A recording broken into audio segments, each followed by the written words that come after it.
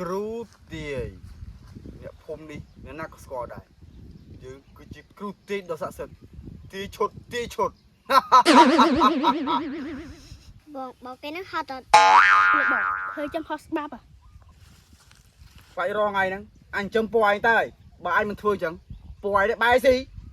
អូយើងមកជិញរកស៊ីថ្ងៃដំបូងធ្វើឲ្យក្លាហានបន្តិចលឺឡើយអើយម៉ាងងំជីមតនមើលអញណាមែនតើចង់បាត់ក៏គេអញបាត់កេះអីដួលលើអញតិចគ្រូមកបាត់ដឹងតើយើងទៅមកតាអូ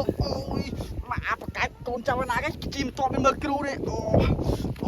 មែនលោកគ្រូមិនអីអូយនឹងមានមុខមកសួរអញទៀតណាគេអញយកបាយនេះ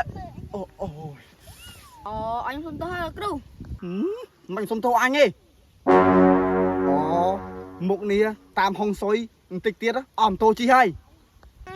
លោកគ្រូដឹងច្បាស់ម៉ែម៉ូតូខ្ញុំតែទិញថ្មីសោះណាមែនទេអាចជឿអញអីបើសិនអញនិយាយខុសមែនណាហើយយកស្បែកជើងអីមកយកកណ្ដាលមកអញមក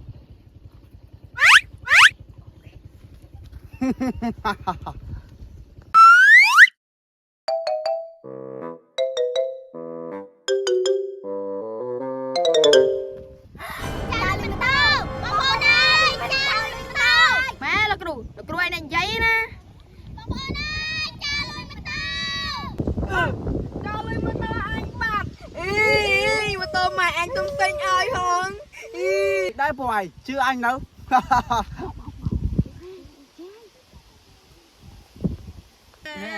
កលោកគ្រូពិតជាស័ក្តិសិទ្ធិមែនចាំខ្ញុំទៅផ្ទះឲ្យទៅប្រាប់ម៉ែខ្ញុំសិនចូលមួយណាមិនចូលមកចូលជាមួយគ្រូអញផងហើយម៉ូតូហ្នឹងម៉ែយកទៅលក់នៅអត់តកកផឹកបាត់ហ្នឹងព្រោះពីរនាក់អត់ទៅទិញតកកទីសិនអីមិនចោលលុយម៉ូតូបាត់ហើយចោលលុយម៉ូតូឯងមើលគ្រូទីឈុតថាខ្ញុំបាត់ម៉ូតូទីបាន1វិនាទីហ្នឹងបាត់ម៉ូតូបាត់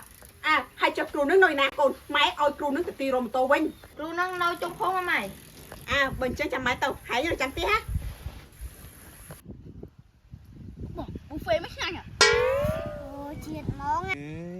បាយបានស៊ីបានចុកឯស្ខាងមាត់មើលតិចទៀតម្ចាស់គេ100អញ្ចឹងឲ្យព្រោះឯងត្រូវតែត្រៀមលក្ខណៈបានត្រឹមត្រូវគ្រូតាទីឈុតនឹងនុយចាប្រកឃើញសិនអញ្ចឹងនៅនោះតា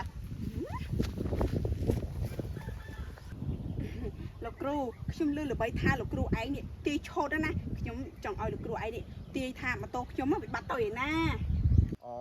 រឿងម៉ូតូហ្នឹងអីអត់អីទេចាំលោកគ្រូនេះប្រមាណមើលឲ្យ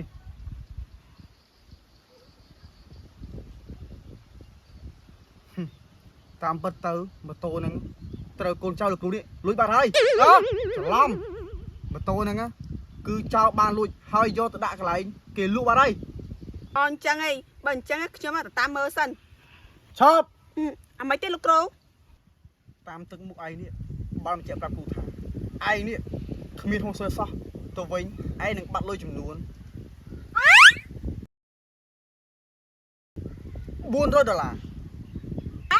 បាត់លុយលោកគ្រូហើយលោកគ្រូឯងដឹងថាខ្ញុំបាត់លុយអស់$400ចាលោកគ្រូបើអញ្ចឹងខ្ញុំលោកគ្រូបញ្ជាក់បើអញ្ចឹងខ្ញុំសុំទៅរកមើលម៉ូតូខ្ញុំសិនហើយទៅបាត់គេណាលុយតែប៉ុណ្ណេះចូលប៊ូហ្វេទៀតហើយតោះកូនចៅតោះលោកបងគេនឹងហេងពេញទិញបានម៉ូតូមួយគ្រឿងអ្នកឯងមានឃើញគេលក់ម៉ូតូឲ្យអ្នកឯងអត់ហើយតាអ្នកឯងមានកៃហើយអ្នកលក់ហ្នឹងតាគេហើយអ្នកឯងមានស្គាល់អត់ស្គាល់តាអ្នកខ្ញុំស្គាល់ទាំងផ្ទះវាទៀតចាអ្នកតើខ្ញុំសុំមើលម៉ូតូខ្ញុំសិនក្រោយលុះមិនមែនម៉ូតូខ្ញុំអូម៉ូតូខ្ញុំតើអ្នកនោះខ្ញុំទៅតិចអ្នកមកអ្នកចិត្តដល់ហើយអ្នកផ្លូវនេះដូចទៅផ្លូវទៅផ្ទះគ្រូណាស់ណាអ្នកម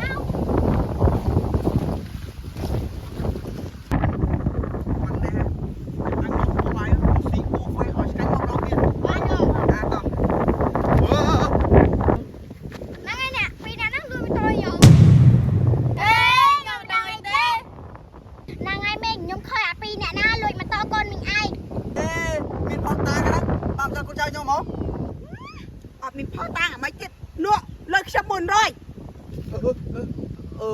អត់ដឹងអីផង យើងចាណា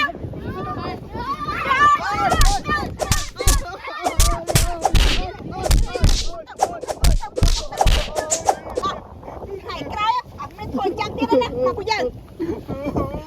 អញបោកលេងសងវាអញមែនតើចឹងបងប្អូនមានការងារអីត្រឹមត្រូវធ្វើទៅកុំឲ្យធ្វើដូចខ្ញុំ